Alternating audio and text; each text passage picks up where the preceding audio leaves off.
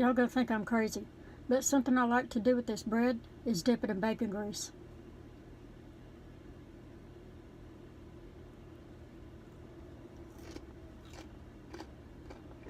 It's good.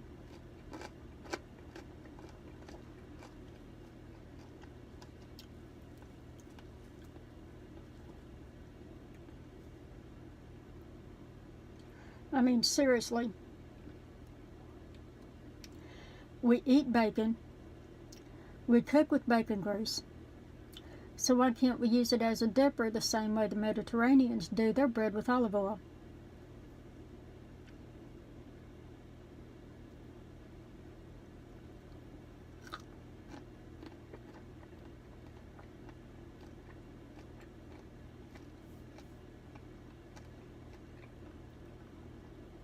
So there you go. Bacon grease, y'all, is the olive oil of the South.